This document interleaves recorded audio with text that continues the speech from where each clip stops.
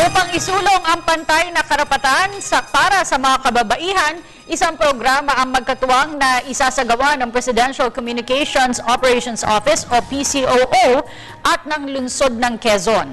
Sa tulong nito, ipararating sa publiko ang mga mahahalagang papel ng kababaihan sa ating lipunan. Si Sam Ramirez para sa detalye. Upang maiangat ang women and gender rights sa bansa, nagsanib puwersa ang lokal na pamahalaan ng Quezon at ang Presidential Communications and Operations Office o PCOO para sa nasabing adhikain. Ayon kay PCOO Assistant Secretary for Internal Management na si Catherine Joan Licodin, mas papaigtingin pa nila ang pagsulong sa women and gender rights. On the part of PCOO, we remain committed to be of help to the local government unit of Quezon City in increasing our awareness to gender sensitivity. Ayon naman kay Mary Ruby Palma, Head and Consultant ng Gender and Development Resource and Coordinating Office sa Quezon City, napakalaki ng impluwensya ng media sa tao, kaya kailangan na mas magabayan ang mga media practitioners.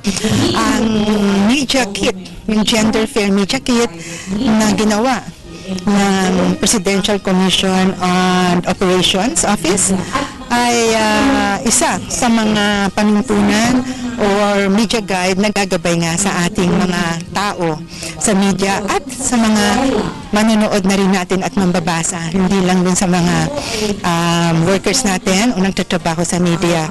Ngunit ayon naman kay Ana Lea Sarabia, tagapagsalita mula sa NGO media sector, marami pa ang kailangan na trabahuin kung nais nating makamit ang pagkakapantay-pantay ng There has to be training and awareness, and this is already in the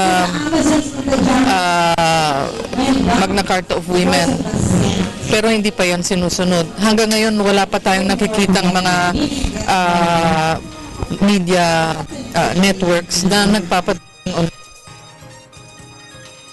training on gender and women's issues. Walang monitoring of discriminatory media. There is no monitoring, and it should not come from government. It should be coming from the public. But the problem is the public is so unprepared, untrained, unaware, so they cannot become good. So you and getting rid of invisible. ulat para sa Telebisyon ng Bayan, Sam Ramirez.